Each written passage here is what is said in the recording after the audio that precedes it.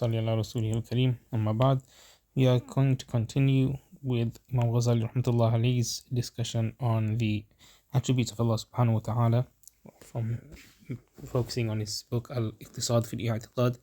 He is now discussing the second hukam on the divine attributes. So all the divine attributes, they subsist, they exist within his essence. It's not possible to say that they subsist in something other than his essence, whether that be in a substrate or not a substrate or not. And we've already discussed this before, that the Mu'tazila, they believe that the will of Allah exists in something other outside of his essence. So another way of saying, these attributes do not exist in another locus, a mahal, and they do not exist in abstraction. So we say they do not exist by themselves without any locus, nor do they exist in a locus outside of Allah. So that they don't exist when I say they do not exist in abstraction, we're not saying that they're floating around somewhere without any essence tying them down. So basically, it's necessary that all the attributes are inherent in the divine essence itself. So the Mu'tazila, we said that they claim this, that the will is created haditha. So since God cannot be a locus of created events according to them, and we say this as well, that Allah can be a locus of created things, then the will cannot be in him according to them. We've already discussed how the will is one eternal will, and it is not newly created, or it is continuously a new event, a new will. It also cannot exist in any other created subject, since that would make that subject the true willer. So if you say that the will of Allah exists in some other mahal, another subject, then you really are saying that then it makes no sense to call Allah the one that is willing. It would make more sense in that situation to call the subject which is willing the willer. Therefore, they conclude the will exists without a subject. So they do not say that the will exists within Allah, but they also say that the will does not exist within any other subject because of those implications, and rather they would hold that the will exists without any subject. Now there's a discussion on the kalam. So they believe, the Mu'tazila also believe, that the kalam is created as well, and the kalam, it does not subsist in Allah, rather it is created in another body, like air or a lifeless object. They say Allah is called a speaker because he creates speech in something else, not because it subsists in him. So the Imam Ghazali rahmatullah alayhi, his argument against the Mu'tazila, he say on the real meaning of divine attributes, when we say Allah is knowing, willing, or speaking, we mean that these attributes exist in Allah, they subsist in him. We do not mean that the attributes are separate or external from him. So there is no meaningful difference between saying Allah is knowing by knowledge subsisting in him, or saying God has knowledge. They mean the same thing, and we've already discussed this before. So if I was just against the philosophers, so by saying Allah is knowing because he has knowledge that subsists in him, this is just an extended way of saying, or a longer way of saying, Allah has knowledge. If I say Allah has knowledge, it means that exact same thing. So denying the subsistence of these essences, or of these attributes in Allah's essence, leads to absurdities. It's like saying he is moving, but motion is not in him. So we do not say Allah is moving. But if someone is moving, we have to say the motion is in him. Similar, he's speaking, but speech is not in him. So this is logically incoherent. So that's why we affirm the speech for Allah. Then we say that there is more incoherence in the position of the Mu'tazila.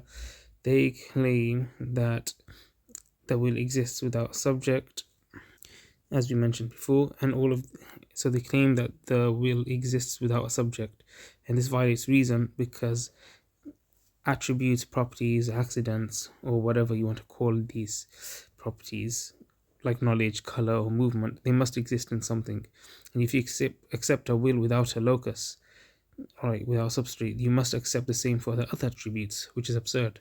So so if you're saying that the will exists without a subject, so why aren't you making the same claim for the other attributes? So the inconsistency is that you impose that the speech exists in a physical medium, but not because you don't want to say it exists in Allah.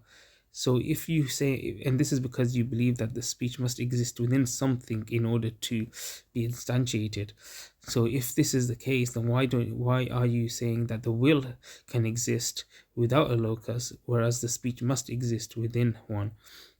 If you should be consistent and say either both of them can exist without a subject, or they must both exist within a subject. And then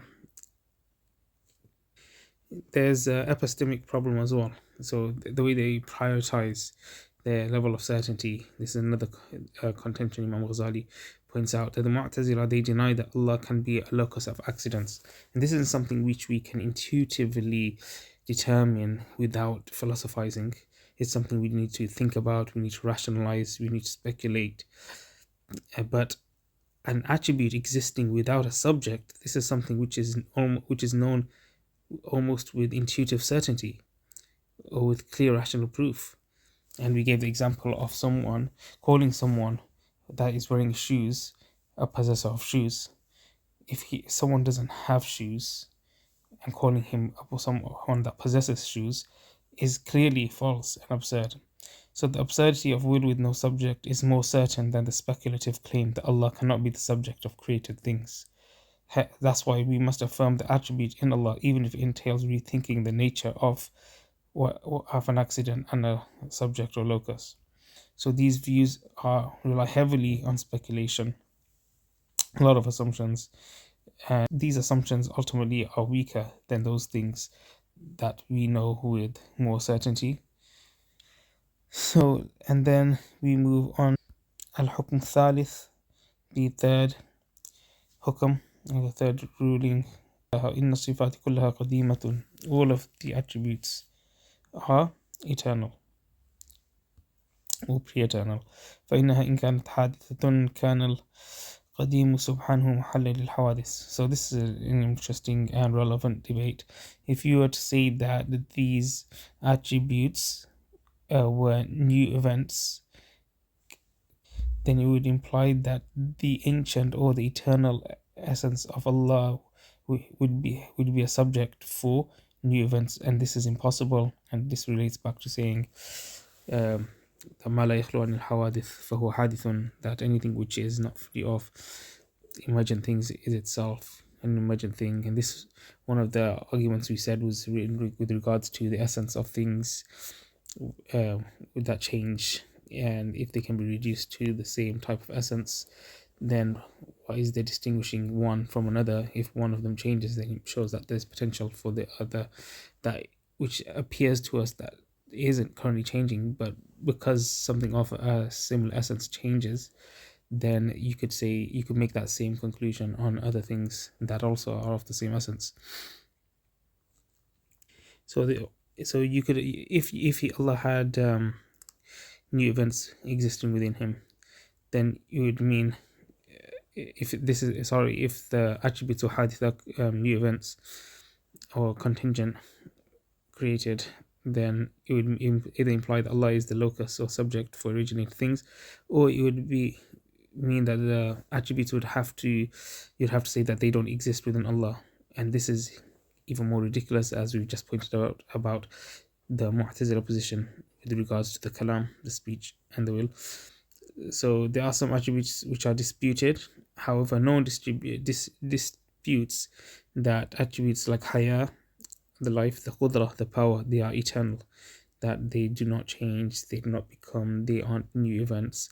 However, the dispute is with regards to the ilm, the knowledge, especially the knowledge of which is in relation to new events, the will, the irada, and the speech, the kalam. This is because these are things which we are more familiar to. You can say the haya and qudra are more abstract and more difficult to define, whereas we have a more intimate relationship personally with what it means to know our own intentions, and speech as well, because it's something which we do all the time. So one of the problems here is that it's so difficult to comprehend of a being like Allah doing these things, when we, within our experience, when we always do these things or relate to these things, it seems to be with regards to new events. So how can it be that Allah has also these things but they do not relate to new events? And of course, hearing and sight are also included within this, but they sort of fall under the knowledge because they are specific forms of knowledge. So the proofs against Allah being a subject or locus for originated attributes. So first, it is a contradiction of His necessary existence. If you say that Allah is a necessary existence, let's say you run the argument from contingency, which leads to a necessary being, then every originated attribute is contingent. Jaiz al-wujud, but Allah is necessary in existence, wajib al-wujud. So, and possibility and necessary are mutually exclusive. Therefore, Allah cannot possess contingent attributes. So this is a very simple strategy. You could say that if something's necessary, then how can it also be contingent? In this view, we would say that the 7 attributes of Allah are also eternal and necessary. In this case, when Imam Ghazali is talking about necessary existence and Jaiz al-Wujud, we are saying that these attributes we can determine using rational proof that they must exist because of the world as we see around us. There must be some principle of knowledge. There must be a foundational principle of power and life and hearing and sight, perfection. So that's what we mean by wajib here. So Allah is necessary in existence. So possibility and necessary are mutually exclusive in that sense. So therefore you cannot say that Allah possesses contingent attributes, because then He won't be necessary, or even His attributes won't be necessary. They'll be contingent. There will be things which could not have existed, but we find in the world that they must have existed. The second proof is to show that Allah cannot have originated attributes like speech, will, or knowledge that appear at certain times, because that would mean He accepts change, and that contradicts His eternal unchanging nature. So what's this argument? So imagine a new attribute like speech or will appeared inside Allah's essence, and this is the view of the Karramiyah and a lot of Neo-Salafis, or those that follow Ibn Taymiyyah rahimahullah. They follow this position. They say that Allah's attributes, like His actions or His speech, they occur within Him as new events. So imagine if a new event appeared in Allah, then that would mean at some point it wasn't there, and then it came to be. So that now we ask, was there a first such event or attribute that appeared in Allah? So if it was speech, was there a first kind of speech that appeared within Allah's essence or not? If you say no, and new things appeared within Him forever into the past, then that would lead to an infinite chain of changes within Allah. So that would mean that Allah was and has been continuously changing, sort of like process theology. And we say this is impossible because it means Allah has been changing forever. But we believe in a perfect, complete, unchanging God. So, but if you say yes, that there was a first such event, there was a first speech, like Allah was not speaking for eternity and then suddenly He spoke, then this is a new attribute that appears. So before it appeared, Allah's nature must have prevented this new attribute from appearing in Him.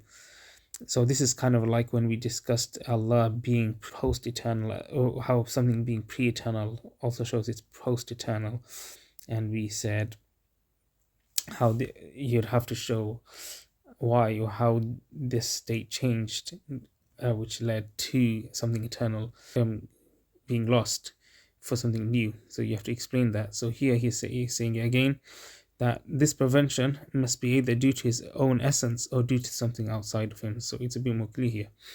So when we said it could have been an agent that acted upon Allah, so that agent could have been Allah's own essence, or it could have been something outside of Him that caused that state that was already existing within Allah to change to this new state where He's now speaking or acting.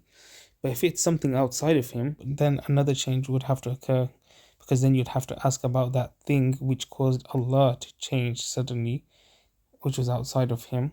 What made that thing change? And was it from its own essence, this prevention, or was it due to something outside of it? So so these options are occur again. So if you're saying that it's not from outside His essence and it's from within His essence, then you are saying that His essence has changed. And this is something which no one believes Allah does. And here is an example. If you think of a glass of water, if it's essentially unable to freeze, it will never turn into ice, no matter how cold it gets. Similarly, if Allah's essence does not accept change, then a new attribute like speech or will can never occur or arise in him, not even once.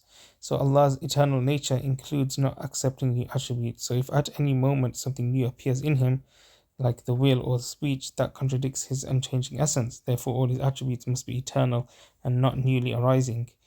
So everyone accepts that the essence doesn't change, and but you would have to say that it was because of the essence that a new attribute arose. So therefore, the essence must have changed, and that's why you'd have to argue that the attributes are also eternal with Allah. So also that, and the third argument, that a change implies a prior state. This leads to an infinite regress, because if Allah acquires a new attribute like speech, he must have been either previously described with its opposite, for example being silence, or he was free from being described with silence or speech at all. So if the prior state is eternal, then it cannot be removed because the eternal doesn't cease, because we've already argued about for that. So therefore the new attribute, i.e. speech, cannot appear. And if the prior state is a new event, then another prior event must have occurred before that.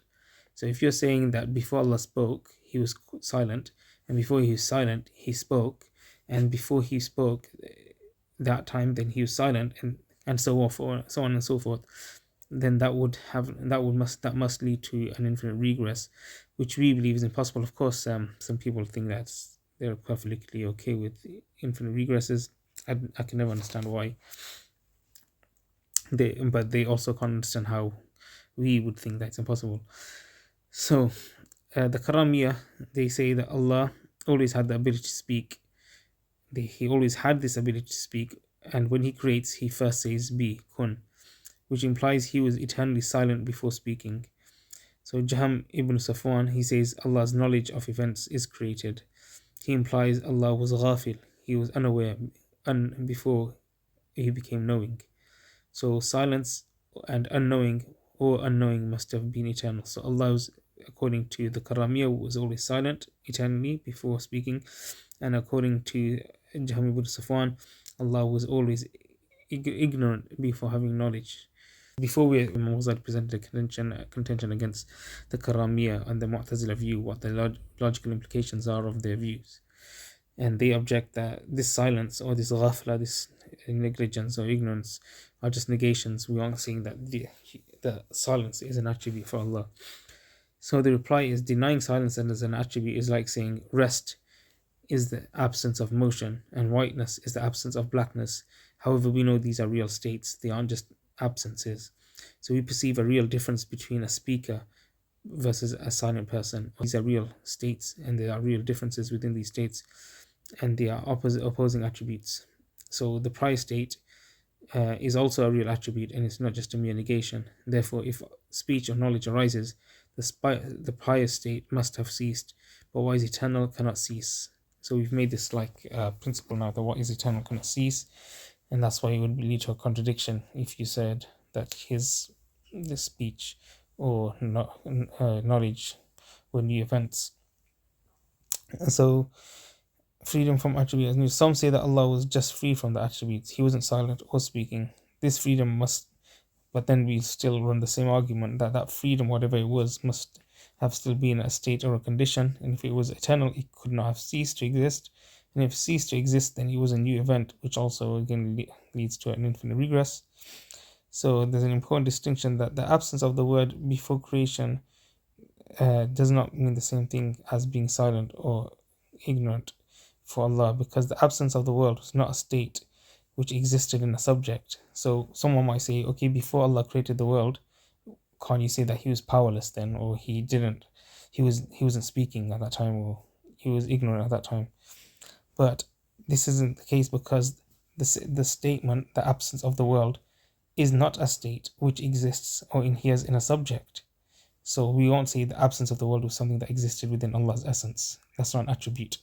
So silence and ghafla are attributes or states within Allah, on the Mu'tazila view even.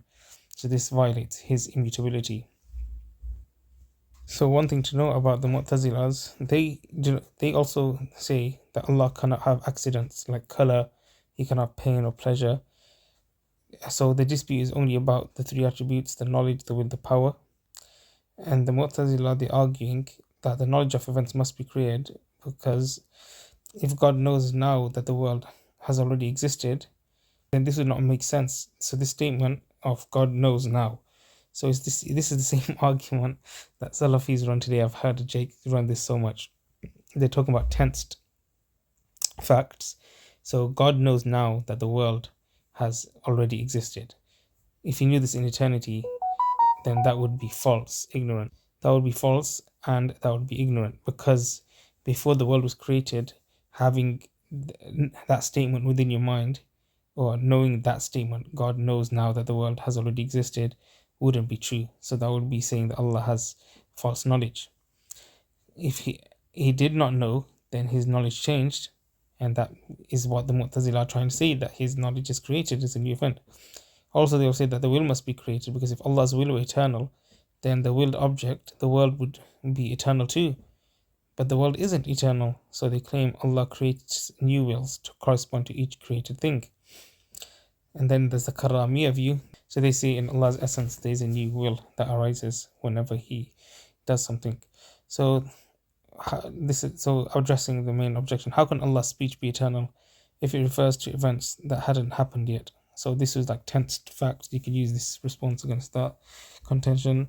So how can He issue commands? He's speaking to Musa alayhi salam, or He's commanding Nuh alayhi salam, right, before they even existed. So the commanded, the one that was commanded, he doesn't even exist, but the command exists. So that Allah's state will change from being someone that is neutral into someone that is a commander, because before he didn't have a relation to the prophets like Musa and Nuh alayhi salam, who he communicated with. So the response here to this confusion arises from misunderstanding what knowledge, will, and speech are. So if we clarify what these are, then it will remove any reason for saying Allah is a locus for temporal events. So the knowledge, it is Allah's knowledge is eternal and it's unchanging. It encompasses all times. So He has knowledge of something. He knows before an event how He knows it will be.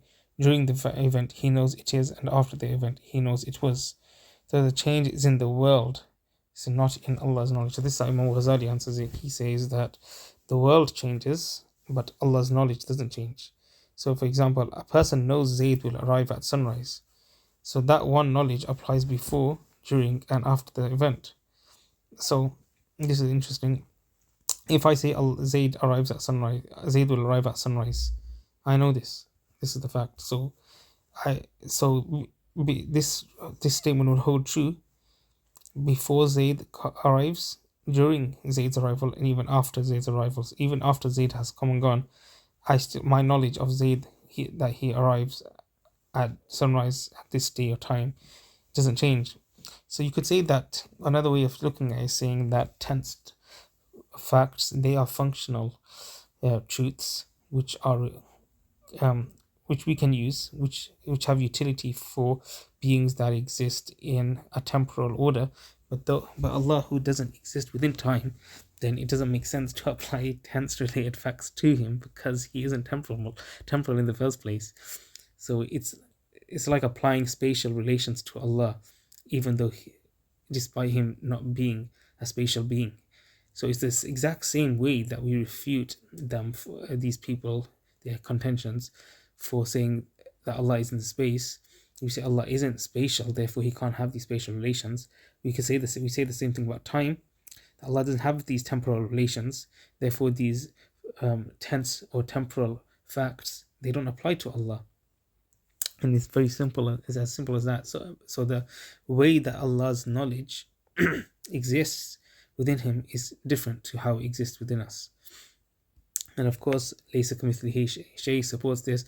Also, the fact that time nowadays is being compared to some kind of additional dimension, even, or something akin to something more related to space. So they call it the spatio-temporal realm. So time now has a very intimate relationship with space, and this is because of all of these theories that they've come up with, like relativity, And I think quantum physics also has something to say about the relationship of time with space as well. So we don't really know too much about space, but as we go forward, it does seem like time is something which is integrated within the system that we live in. So when you have these discussions, maybe with these other groups, you have to ask them to define what they mean by time, because sometimes when they use the word time and they have a specific definition, it might not contradict what we're trying to say as well. So the hearing and the seeing, the sama' and basar, these are also eternal attributes. They do not change. What changes is the object being heard or seen, not the divine attribute itself. So remember, it's still one attribute. Remember, I gave the example of like I have one brain and it relates to different things. So the relation of these attributes, they can change, but the attributes themselves are still one. So the unity of knowledge. One knowledge can relate to many things. So that one knowledge, I can have one knowledge. I have one center of consciousness that relates to Zayd, Amr, Bakr, etc. So similarly, it can relate to different states of the same thing. So if I can have knowledge of different things, and you don't have a contention with me saying that, so no one argues that, oh, because Allah's knowledge encompasses different particulars or individuals, that means that Allah's knowledge is a new event. So similarly, we can say that these different states that occur for a specific individual, like at time t, at t1 he is there, at t2 he's doing this, at t3 he's doing that, then these are also just different these are just different things which Allah's knowledge relates to. So they could say they're different states of the same thing. They're different states of Zayd, and Allah's knowledge relates to Zayd and all the different states that he would exist within. So the Mu'tazila or the Jaham and others, they accept one knowledge relates to infinite things, and this supports the point, because what we're saying is that the opponent also agrees with us on that the knowledge can relate to many things. So we can use this type of, I'll run this argument here against them at least, and even the Taymis, because they believe that Allah's knowledge encompasses infinite things as well. So another rejection of new knowledge. If Allah acquires a new knowledge for each event, it must be either known or unknown. If it was unknown, that's absurd, because how could Allah not know His own knowledge? And if it was known, then it leads to an infinite regress. So the conclusion is that there is a single eternal knowledge which must suffice. Then is the will. So if the Mu'tazila who say that there's a created will, this requires a prior will, which leads to an infinite regress. So we've already said that, if we've already discussed this before, that if Allah will, if the will is something that is a new event, then what was there before that will? Was there something eternal, or was there something that was a new event as well? And the challenge is, if Allah eternally willed the world, why did the world not exist eternally? So Imam Ghazali challenges this. He says, if the will is eternal, the thing willed must be eternal too. How he challenges this statement. He says, this might appear logical at first, but Imam Ghazali says this is wrong, because an eternal will can specify a temporal effect. And so it basically, Allah eternally willed that the world began at a specific point in time. This doesn't imply that He always willed that it exists. So for example, if I eternally know and want to light a candle tomorrow at 6 p.m., even though my will is fixed at the current time, the effect is delayed until for tomorrow at 6 p.m. So similarly, if I eternally know that I want this thing to happen tomorrow, then the will is already fixed for that thing to happen, and because the power exists and the power actualizes with regards to the will, then the candle will light up in accordance to that sequence. But if you say the will is eternal and the fact the creation is not, it does not mean that the creation had to be eternal. This is important, because if you say Allah's will came later, you would imply that Allah changed, because that would mean that He never had a will before. So He became willing after not being willing, and that's impossible for a perfect being. So he runs an argument from perfection here that Allah has always been perfect, and if you claim that He had to acquire a new attribute then that means He was lacking in something, and if you are deficient, that means that you are not perfect. So if you accept that Allah had an eternal will to create the world at a specific moment, you preserve both Allah's unchanging perfection and the temporal beginning of creation. So remember, it's all about preserving and what you can, and trying to take that view which is the least costly, because it's the most consistent out of all the views. So the refutation of the Karamiya view, that Allah creates by new acts in Himself. So if Allah originates creation by a new act in Himself, why did it occur at a specific time? So imagine, so we're saying that Allah originates creation through a new act. So Allah acts, and this action occurs within His essence. So why did this action occur within His essence at that specific time? So it requires a specifier, and this leads to the same problem as the Mu'tazila's created will theory. So it would still lead to an infinite regress. They don't really have a problem with infinite regress, that's the thing. And then there's a refutation of the B, kun, as a sound. So he says when Allah wills for anything, then He just says kun in the Nabis. So for Allah to saying B, what we said that when Allah speaks, it is without sound and letters. So if you insist that it must be through sounds and letters, then we argue that sounds cannot exist in Allah, and we've already said why, because they are temporal, and Allah is not something which is temporal, He is eternal. So if B or kun is created, it too needs a cause, because this is against the Mu'tazila view, which says that Allah must always see that the speech is outside of Allah. So if you're saying that this kun is created outside of Allah, then it needs a cause as well, which leads to an infinite regress. And this would still lead to an infinite regress if you made the claim that Allah's speech occurred within His essence, that whenever He says something, He must say kun. Then what caused this kun? And also the speech like kaf and nun kun requires sequence, and they don't exist simultaneously.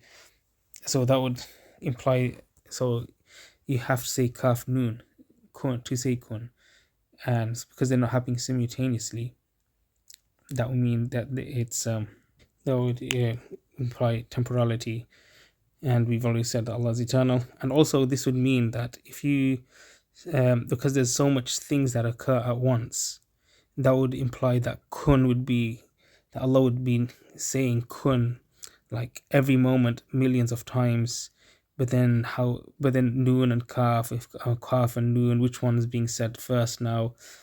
And if you're saying, if you claim then that actually Allah can somehow do this because His speech is not like our speech, then you're claiming some kind of beyond space and spatio-temporal speech for Allah. So this speech is no longer like the speech which of sound and letters, because sound and letters occur in sequence. They require sequence, sounds and letters. And those sounds and letters which require sequence, this sequence is temporal.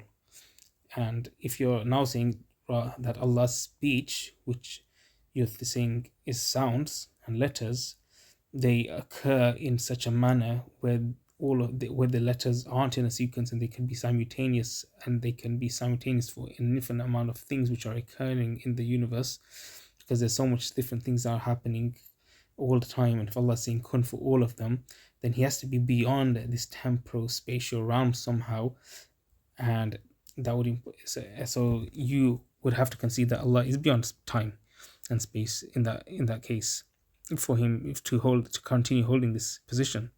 You can't address a command to something that doesn't exist yet. So what this is saying is, Allah is saying be to nothing, and then Allah is commanding something to do something before it even exists, which would seem to be absurd if you treat be kun as a literal speech of sounds. That's why it's best to say that Allah is non-temporal, at least in some sense, to account for this, because if Allah is beyond time and space, then all of these things already exist relationally with Him, in a sense, and Him addressing them through kun, and we would say that it's kalam al-nafsi, and it's not through sounds and letters, but it would be more logical and more rational to say this, because in that case He wouldn't be speaking to something that doesn't exist then. So there's a final warning here that those who misunderstand divine speech and attributes fall into absurdities, and Allah will expose their ignorance on the day of judgment. So you were heedless of this, so you removed your covering, and today your sight is sharp. Okay, and so Imam Ghazali then talks about the eternity of Allah's speech and commands. So he says, but we leave it at that because we've gone on for quite a long time. Alhamdulillah.